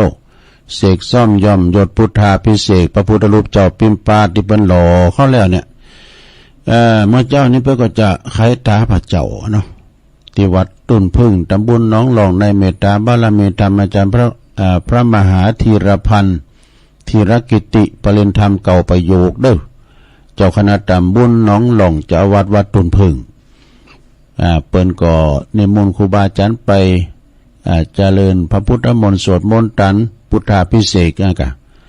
และเปิ้นจะมีงานในวันพุธนี้ก็คือเป็นวันที่4ก็จะมีทักษิณานุปทานวันที่5นั่นก็เป็นวันทรงน้ำพระธาตุนะทรงน้ำพระธาตุก็จะได้ไปปบกับพี่น้องตั้งตุนพึ่งเด้อปีนั้นสอนหรือว่าปีนั้นพิภพ ปอจานทั้งปูเนาะทั้งอันบ้านตาสลาบ่เนาะวัดตาสลาเนาะที่ตุนพึ่งนี้เป็นชุมชนคุณหลายอย่างกับก็ขาหนองโบนี่ซะนะคุณติมวัดติมว่านะพี่น้องชุมชนเจ้ายองเนาะเปิ้นมีเป็นลายลี่โลงก้ามหยังไงอ่ะนะและเปิ้นมีศรัทธาวัดเดียวศรัทธาวัดมี3-4แก่ก็เน้อกำนันได้มั้ยนะก็เลยเป็นกันสามัคคีกันเป็นน้ำหนึ่งใจเดียวพระสงฆ์องค์เนรไปกว่าลายเนาะวัดตุนพึ่งนี่นะวัดเจ้าคณะตำบลหนองหล่องเนาะแล้วมันตรงกันหลายตีนะกะศรัทธาวัดป่าล้านนี่ทำดูป่าล้านไหนก็ป่าล้านไต่นี่ก็ป่าล้านตำบลสองแควเนี่ยในเมตตาธรรมอาจารย์พระสมุท่านพระสมุจำลองพัสโลเนาะตุปีลองแล้วก็ท่านอาจารย์องค์ดำพระปลัดวันลบฉันทศรีโลเพิ่นก็จะมีทรงน้ำพระธาตุเหมือนกันเด้ออีกเกก็จะมาลินนะพบกับผลงานการแสดงของลิเกคณะเสน่ห์ชนะศิลป์ลุงเนเขาก็จะไปแสดงลิเกให้ฟังให้พอที่จริงอาจารย์สมุก่อนนี่มนตุลุงก็มาไปตีดกันดีเนี่ยกะเปิ้นไปตุลุงก็ไปเปิ้นกุปีเนาะวัดตุนพึ่งมันประจำอยู่หันให้แล้วเนาะถึงแม้ว่าจะเป็นตำบลเดียวกันก็ตามก็ขออนุโมทขอยกยอดก่อนเนาะวัดป่าล้านนี่ก็วัดของลุงใจเขาบ่หลวงประพันธ์แก้วเก๋เขาเด้ออันนี้นะเปิ้นก็มีทรงน้ำพระธาตุวันที่5นะผมพุบมื้อเนี่ยกะสถาวันศีลหน้านี่แหละนะแล้วก็มันวัดหนองเงกด้วยนะเนาะวัดหนองเงกของอาจารย์อนันต์โยตั้งหนองเงกโดยยังไงเนาะแล้วก็วัดแม่ห้องไคร้บุญเตยเนอปุ้นตุลุงแดงพระครูชลทานพิทักษ์แม่ห้องไคร้นี่ปุ้นตำบลปามเมงค่ะดอยสะเก็ดปุ้นนี่นะตุลุงแดงนี่พระครูชลทานเพิ่นก็จะมีวันที่5เหมือนกันน่ะทรงน้ำพระธาตุประจำปีก็ไปกินไปทานกันได้ความจริงในตุลุงแดงเนี่ยพระครูเพิ่นไปหมดไปไหนก็ไปนอนนะมามนทาทิพย์ก็มานอนมาตังหลวงเฮานี่ก็มานอนหลายตีนะอันนี้เปิ้นอุทิศตนอุทิศโตแท้ๆแล้วก็เป็นนักปราชญ์ผู้ฮู้นะเด็ดนำเด็ดธรรมมรดกธรรมอธิบายธรรมโยงขันโหลงโอ้ได้หมดเป็นเจ้าพิธีกรรมอู่กรรมจานี่มีตาตีควางเนอะ ตุลุงแดงนี่นะนี่เป็นแห่งสำคัญในพระพุทธศาสนาของเฮาทั้งทันหนึ่งเด้อตุลุงยองสั่งว่าเนอวันที่19นะมกราปีหน้าบุญงานบุญใหญ่ผมนะไปลืมเนอเพิ่นจะมีปล่อยโลงเด้อปีหน้าบุญนะ จะล้อมผัดหยดโดยนะแต่กันแล้วทำงานนึงนะโยมเด้อโอ้นกกระอู่ฝอยไปหนักวันที่5เหมือนกันวันพุกวันฮือนี่นะกรกฎาคมเพิ่นจะมีทรงน้ำพระธาตุเจดีย์หาริการามทรงน้ำพระธาตุเจดีย์ศรีหาริการามแล้วก็จะร้องปริญญาโทโดยเนอะของท่านพระอาจารย์พระครูสังฆรักษ์ธนอัตรัตนสิรินะตามปกติเปิดจะมาจัดรายการว่าเนี่ยนะแต่วันนี้เป็นบ่า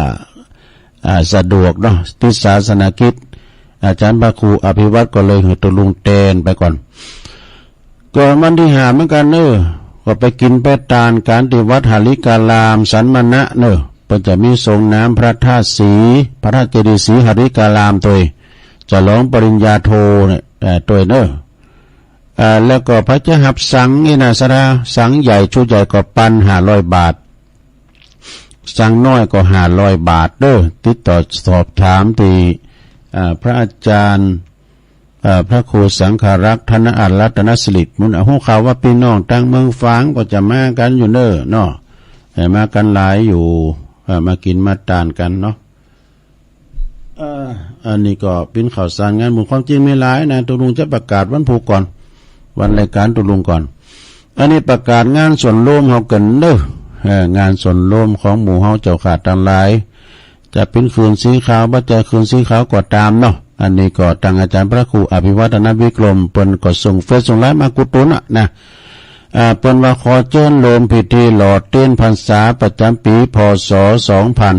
2567ของเครือข่ายคลื่นสีขาวจังหวัดเชียงใหม่จังหวัดเชียงรายจังหวัดละปูนลำปางแปรนานพะเยานี่เนื่องโดยคณะสงฆ์แล้วก็พระนักจัดรายการพระนักเผยแผ่ธรรมะในเครือข่ายคืนสีขาวบ่ใจคืนสีขาวก็ตามเนาะแล้วก็ศรัทธาพุทธศาสนิกชนโทรไปถ้าได้จัดพิธีหล่อเต้นวัดสาแล้วก็ถวายเต้นวัดสาประจำปี2567ณวัดพระธาตุม่อนจอมพอวัดพระธาตุม่อนจอมพอนี้ก็ตั้งอยู่ในอำเภอเวียงป่าเป้าจังหวัดเชียงรายเนอะในวันที่7 กรกฎาคมไก่มาแล้วเนอะสระ2567เวลา9 โมงเป็นต้นไปเนอะซึ่งในงานนี้ก็จะมีพิธีหล่อเต้นพรรษาจำนวน9 ลิ่มนะ9 ตุดในการเนอะแล้วก็จะได้ถวายเต้นพรรษาจำนวน15 วัดนี่ท่านเจ้าอาวาสคณะกรรมการประจำมาที่หันโมระที่วัดพระธาตุม่อนจอมพอนะจะแห่ตุ่นก็นะแห่ก้องแห่กองมหับอนิเตนนะ15 ลิ่มด้วยกันเนอะ 15 ลิ่มก็15 วัดแล้วก็ขอเชิญชวนเนอะเป็นเจ้าภาพยอดปัจจัยถวายวัดละ 1,500 บาทนี่พระเจ้าหับเป็นวัดก็วัดละ 1,500 บาทนี่นะเนาะแล้วก็ถวายภัตตาหารเพลของพระสงฆ์จำนวน15 โต๊ะละ 1,000 บาทนี่โต๊ะละ 1,000 บาทเนอะศรัทธา15 โต๊ะด้วยกันนะโต๊ะจีนนะแต่มีอาหารเมืองก็มีนะเฮ็ดหอบมีแล้วก้ามเดียวออกรอบ2ว่าไปหันที่ลองเคยกวาวหนึ่งขาวอยู่นี่อันเก่ามันมีแล้วตู้นี่นะอันนี้อันใหม่หน่วยใหม่เดี๋ยวมอนะตู้ยังพอดูเนี่ยขาวอยู่ในมันขาวอยู่และลิตรเฮือแม่กะลิตร150โอ้ก็ยังแปลงอยู่พวกนี้ แล้วก็ถ้าไผจะปิ้นเจ้าภาพโต๊ะจีน15 โต๊ะตัวละ 1,000 บาทเนอะติดต่อสอบถามรวมทำบุญได้ที่ท่านพระครูปฏิภาณธรรมทินตุลุงดอยเบอร์โทรศัพท์ได้086-101-0423 เนอะแล้วก็จะโอนไลน์ไปดังธนาคารบัญชีธนาคารไทยพาณิชย์เลขที่บัญชีเนอะ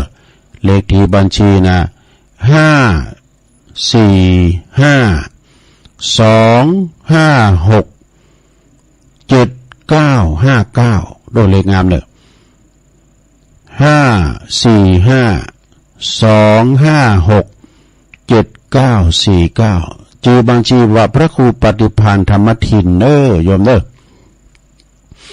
หลังจากทำพิธีหล่อเทียนวัดสาเรียบร้อยแล้วก็จะนำไปถวายวัดต่างๆจำนวนเก่าวัดในพื้นที่ภาคอีสานบนในระหว่างวันที่23 24 25สิงหาคม2567ก็จะออกเดินทางในวันที่23สิงหาคม2567เวลาตี 4เมื่ออีกก็ไปแล้วกะโหพอทหารโมงแล้วนี่แล้วก็ในโอกาสนี้จึงขอเชิญชวนทุกท่านได้โลมพิธีโลมอนุโมทนาตามบุญตามอนุโมทนาบุญตามวันเวลาดังกล่าวเพื่อส่งเสริมพระพุทธศาสนาและก็วัฒนธรรมประเพณีอันดีงามต่อไปขอขอบคุณขอคุณพระศรีรัตนตรัยจงได้บันดลบันดาลให้ท่านทั้งหลายทุกท่านพร้อมโดยครอบครัวจงประสบแต่ความสุขความเจริญโดยสิ่งโดยปอน4ประการคืออายุวันนะสุขภาละโดยเทินสาธุสาธุสาธุนี่อันนี้ก็คือการเต้นวัดสานะโยมเต้นวัดสาเอาจะมีกันกุปีนะสถาปีนี้เป็นปีตะฮือแล้วนะตุลงก็ลืมไปแล้วพระครูพระกวานะก็รอกันมากันกุปีเนาะไม่ใช่ก็มีกับหมู่เฮาเจ้าขาดทั้งหลายเพิ่นก็มีกันมาหลายกะนะที่เพิ่นหล่อเตี้ยนกันน่ะไปตานกันศรัทธาญาติโยมนั่นก็เฮาก็กันภัยพร้อมมั้ยนะจะไปเบียดเบียนตัวเก่าเนาะเฮามีตังก็ไปเฮาก็ฝากคิดฝากใจไปมันนั้นยังไกลอยู่เนาะยังไกลอยู่แต่ว่าการหลอดเต้นี่เนี่ยจะไปกันหลายกะมอนจอมพอนี่นะเฮากดที่อยู่มันจะรุ่นดอยเหมือนกันมันคุณหนักคุณหลายเนี่ยก็ลงก่อนมีความที่ว่าคุณจะไปกันก็ลงก็หลายแล้วก็ครูบาดอยเพิ่นก็จะได้นิมนต์ตุเจ้าก็ตุนขึ้นบุญแทนสวดอิติปิโสตลอดนะเอาบทเดียวน่ะอิติปิโสโลกัสสติจบแล้วก็เอาอิติปิโสแถมนะเอาบทเดียวแล้วก็เป็นการขึ้นเป็นการลงเพื่อความศักดิ์สิทธิ์ศรัทธานะเพื่อความศักดิ์สิทธิ์ในการนี้เพิ่นก็จะปักตุนกล้วยไว้15วัดก็15ตุนเฮาก็ไปปักหน้างานเพิ่นก็ได้นะลงแล้วพระจะบูชาแผ่นเต้นะเป็นแหวนเป็นรูปเสมาธรรมจักรหรือเป็นนักขัตฤกษ์นักสัตว์เนาะไปตามโต๊ะปึงเฮาโต๊ะปึงเฮาเป็นนักสัตว์ใจเป่ายิ้มเมาเสียใส่สง่าเมสันเล่าเสร็จก็เขียนจือเฮาลงไปแล้วก็เอาไปจ่อมใส่กระถางกระทะให้กันเนาะจะหล่อล้อมเป็นหนึ่งเดียวศรัทธาก็ลิมอันหนึ่งเนาะคือว่าแผ่นนึงก็20 บาท5 แผ่น100จะเพื่อลูกเพื่อเต่าหรือว่าจะเอาเต่าชีวิตเต่าอายุก็ได้เนาะอันนี้ก็คือการหล่อเต้นวัดสาประจำปีในวันที่7นี่แหละนะวันที่6เนี่ยก็ครูบาอาจารย์ก็จะไปนอนกันแล้วกับพองเนาะแล้วของงานตุลุงแดงโอ้ยจะได้งานตุลุงแดงก็ไม่ได้ไปเนาะก็จะไปติดอยู่ที่วัดตุนพึ่งเป็นยังนะถึงไปปักกันที่วัดพระธาตุม่อนจอมพอพุ่นอยู่ละไปปักกันปุ่นอยู่แล้วเนาะครูบาอาจารย์พระสงฆ์องค์สังฆเจ้าตีปนจะไปกันก่อนหนักก่อนหลายนะตั้งสายตั้งนำเพอพระท่านพระครูเขาก็นำเพอพระก็ต้องฝ่ายดอยเด่นปุ่นก็จะไปกันนะก็ไปเปิดหูเปิดตาของนสดาเนาะนิมนต์ตุเจ้าเพิ่นไปด้วยไปรวมบุญกุศลด้วยกันเข้าเพิ่นตรงเลขนี่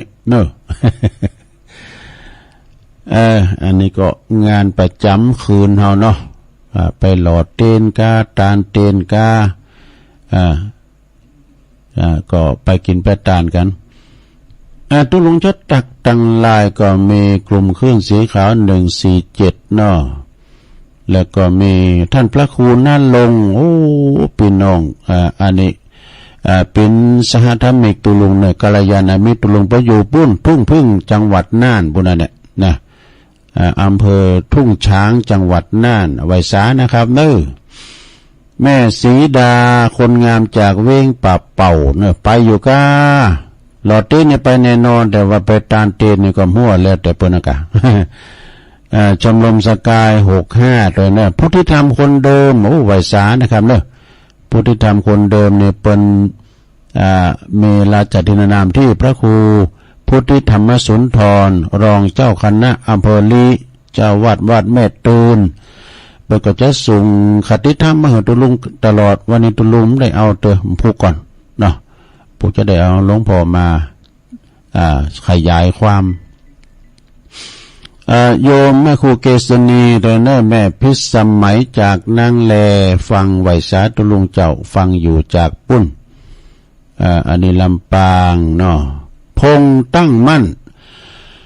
อันนี้เป็นสาธุเจ้าเนอที่เคารพนับถือกันเป็นก็เป็นตุเจ้าไทยนะแต่ไปอยู่ปุ้นวัดป่ายย่างดูแลครูบาเจ้าภัยจิตนะตุปีหน่อยเขาเนี่ยแม่เดือนเพ็ญทิมวางแม่เดือนเพ็ญนี่อยู่น้องหานำบ่อหลงฟังอยู่เนอเจ้า เอานี่ก่อนชายน้อยเนอน้องหล่องนะฟังอยู่นะครับกำลังใจครับคุณแม่ศิรินทิพย์บุญเลิศกับไวสาจะฟังจากกทมปุณนะฟังตังเฟดตังอินเทอร์เน็ตด้วยนะแม่แดงอัมพรอันนี้อยู่เต็นดอกไม้เด้ออยู่พุทธนิมิตเต็นดอกไม้ปุณนะวันนั้นเพิ่นก็มาเนาะพี่น้องพุทธนิมิตหวยลิงนะแม่บ้านเขาเปิ้นมาจอยขายน้ำถาด ว่าพอใจก็มาช่วยหับโหวัดเอาทรัพย์ปัทุนกันนี่ที่งานปล่อยลงด้วยหรอแม่บรมมาปินตาพี่น้องทางน้องสมณะฟังอยู่เน้อเจ้านะไหวสาฟังอยู่เน้อเจ้าขอบคุณเด้อขอบคุณหลายๆแม่บรมมาปินตานี่เป็นนอนวัดว่าบุญพระบาทตักผ้าและเป็นเอาคุณเฒ่าไปส่งวัดโดย ไปอำได้นี่เอารถ3 ล้อนะขับรถไปส่งคุณเฒ่าบุญส่งจากลำปางไหวสานะครับเด้อแม่สุทัศน์ดีมูลฟังอยู่เน้อเจ้าขวัญใจคนเฒ่า แล้วก็โยมยุพินหอมมาลาปีน้อยอันนี้ฟังจากแม่โยก104ชัดเจนดีขอบคุณเด้ออันนี้ตุปิชาจากวัดปัตตานเน้อเจ้าคณะตำบลม่วงน้อยเจ้าอาวาสวัดปัตตานเอิ่นบดังปครูสุทัศน์กันทวังด้วยเน้อปกอาจารย์มัคคนายกแม่หลวงสายฝนจันกุลนะน้องผักขาวก็ฟังอยู่ยงยุทธมานีวันฟังจากลำปางเน้อบ่อเหี่ยวลำปางแล้วก็สุดท้ายแม่นีแม่ปานีฟังจากบ้านตาตุมตาตุมก็อยู่ตั้งพระเจ้าหูย่านไปนะตาตุมกันเนาะอันนี้อันพระเจ้าหูย่านนี่แม่หอมเขานี่แม่หอมมีมาเขา ได้ไปเคยใส่เคยหยาดกันเนาะอันนี้ก็เป็นการตักต่างลายบัดเต้นเนี่ยกะบัดเต้นเปิดสายเปิดไม้แล้วเอาให้สายนี่กันเนาะอินดูปะเนาะเจริญปอนเจ้ากะไวสาเจ้าวันนี้ลุงแม่สุกแก้วนะเจ้าก่อนวันนี้โชคดีมีลมหายใจบ่ได้รับตายตื่นมาอยู่เจ้าพอจะอ่านนาเอาหนุ่มเฒ่าลุกมาตอนเจ้าสวดมนต์เนินนายทำดีกันไว้ที่อายทั้งหลายมีลมหายใจเทียมวันหนึ่งเจ้าไปวัดกันก่อไปรอหือเฒ่าฟังเทศน์ตุเจ้ากำยองฟังกันมนเต1บ่มี2ฟังลุงยอง3 วันเนอเจ้าตี3ตี4มีพัดสุกเสาเสียอย่างเดียวเจ้าโทษหน่อยเจ้าเหนื่อยเฮยเจ้ากำยองวันละคำเนอเจ้ากำมาปิ้นเว่นเนาะอย่างถึงปิ้นเว่นเนาะภาษาไทยแปลว่าเป็นเพ่นเนอเจ้าไหวสาเจ้าแต่กันเนาะปิ้นแผ่นจะปิ้นแว่นแต่ปิ้นแว่น เจริญปอน จ้าครับลุงที่ โอ้ปอนนั้นประเสริฐเนาะ ไว้ผ่านสามพังเลยครับฟังมาตลอดเลยครับชัดเจน ชัดเจนเลยเนาะปอนนั้นเนาะ คนกระตุกลงกระแสเนี่ยนะครับ ฝนตกอ่ะ เนาะ ขอบคุณปอนนั้นเนอะ เออ ยินดีหนักยินดีหนัก